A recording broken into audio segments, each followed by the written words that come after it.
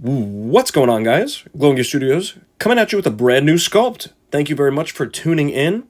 And we have a really fun one today. We're going to be doing Zelda on horseback from the highly anticipated game Legend of Zelda Echoes of Wisdom. Let's get started.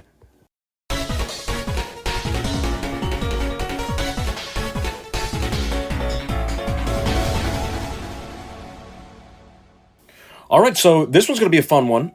We have a lot of simple shapes. You know, this looks like a little porcelain doll, which I think is a fantastic aesthetic.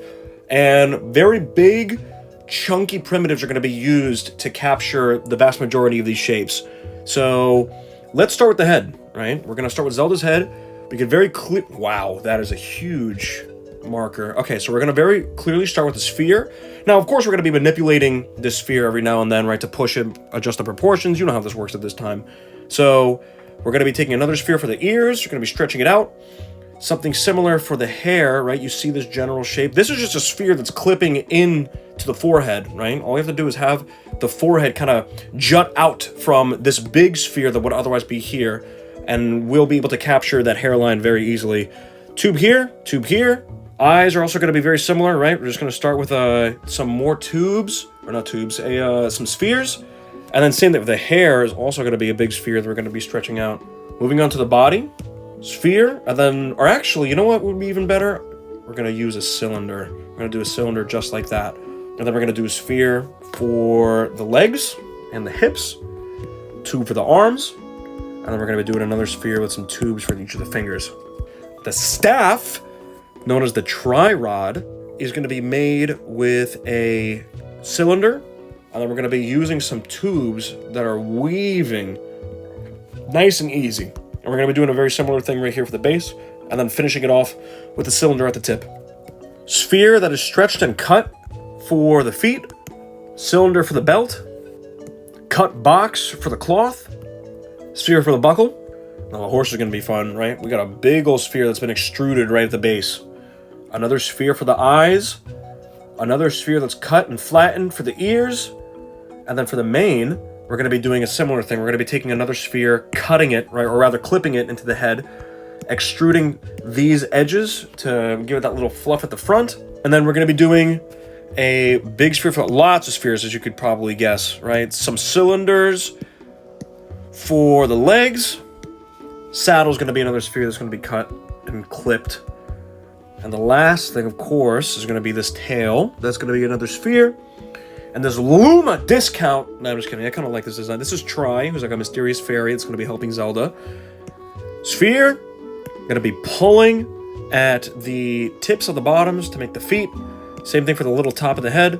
And then these are just going to be some cylinders that have the reduced polygons. So it makes a triangular prism. And then we're going to be doing the same thing for...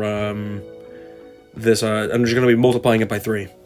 So, now that we got all of Zelda and the blockout done, why don't we get sculpting? Let's jump right into it.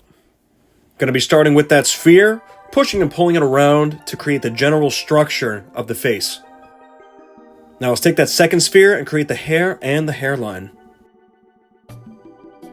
More spheres to create the ears. You're going to see that we're going to take these, push and pull them around, stretch them out, make them look much more elf-like. This is a big old elongated sphere to create that ponytail that she has. I like the look, if I had to be honest. Very cute. Let's use a cylinder as a placeholder for that band. This sphere is going to be the template for her hips and her legs. And this cylinder is going to be for her torso. Another cylinder was added for the belt, and we're going to be using a tube to make those arms. Of course, we're going to duplicate that to the other side. And now we're going to be using another sphere to create the feet, mirror it, cut it, and now we're just going to be using a sort of projection to adjust the proportions, make sure everything really is up to snuff and looks right. These two spheres are going to act as placeholders for the hands. We're going to make a nice crease on the hairline, cut it into thirds. 2 spheres are added for the eyes. We're going to be using another tube tool to create the lashes, and we're going to be duplicating those lashes to act as the eyebrows. This cone is going to serve as her nose, and this cylinder with a cut sphere is going to be the little gem that's in the front of her headband. Now get this. This box is going to be the cloth, And you're going to see that we're going to use the trim tool to make some sharp cuts and give it a little bit more personality. if you will. Just adding some basic texture to the ear, and now let's continue with that hair. Really give it some love and bring it to life. We started with some simple extrusion, gonna inflate it a little bit and then crease it up to break those little strands apart, and now we're onto the shoes. Shoes are pretty easy, just some spheres, cut, lots of smoothing and creasing, very easy. We'll use some more tubes here to give that crown a little bit more life. Now these hands are going to be pretty interesting. So we're going to just take tubes, duplicate it over and over, right, to give it 5 fingers. You know, usually humans have those. Adjust the shape of the palm. We're going to adjust the positioning. And there's our base Zelda model. So far, so good. I like the direction it's going. I think it's pretty proportionate. Happy with the general design and direction that we're going in. She's now got a shirt, her pants, everything is ready to go. So, time to move on to the tri-rod. Now this isn't going to be too bad. We're going to use that cylinder to create the main handle, and then we're going to be using a lot of tubes to create these intertwining sections. Going to be duplicating that for the bottom, adding that cylinder, and surprise, we got a horse! This horse, unfortunately, was not captured. The recording was not captured. But if you could see, just as we had discussed in the blocking stage, lots of spheres, some cylinders. The saddle, again, was a sphere with a tube tool to create the perimeter. This wasn't so bad. So now, let's get on to the posing. Alright, so making some good progress. You'll see that this entire process is just going to be a series of minor adjustments through the use of a manipulation of a rig. Now, a rig, for those of you who don't know, is when you assign different parts of a mesh to a sort of skeletal system that you create, where you could individually move certain pieces without other pieces being compromised. So for example, like you see right here moving Zelda's arm, we just moved her upper arm and her hand and forearm moved at the same time. But if we wanted to, alternatively, we could move just, let's say, her hand and her fingers would move, but the forearm and upper arm would be left intact. So here we're now just going to do the finishing touches, adjust the fingers, make sure everything looks nice and clean, and there you have it.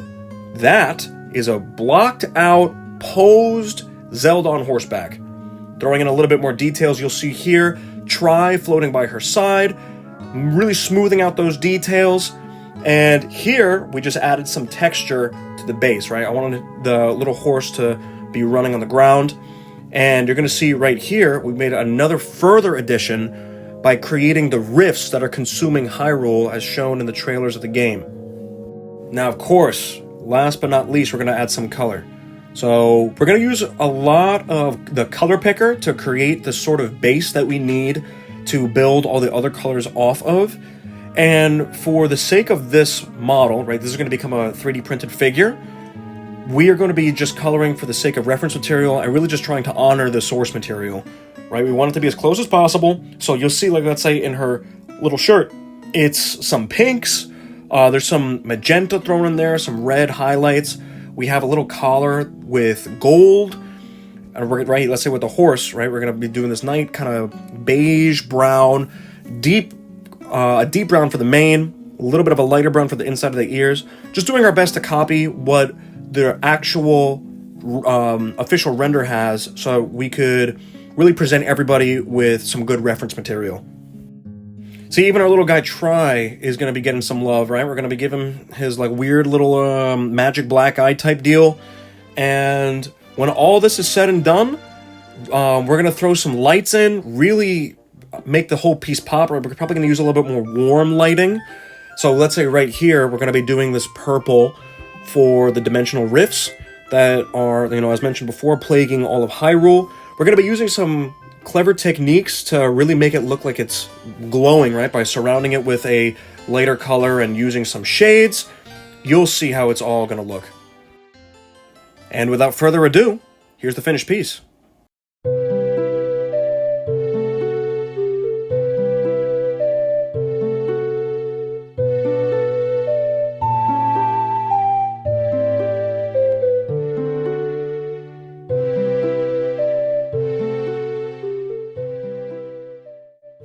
So if you guys stuck around this long, I really appreciate it. Really proud of this work. Came together a lot cleaner than I was hoping for. Hope you guys like. If you want to get your own, check it out in the description below. Of course, you know the drill. Leave a like, comment, and subscribe. Hopefully you can tolerate the mic quality. We're going to work on that. But thank you guys so much for your time, and I wish everyone well. Stay tuned for the next one. Bye-bye.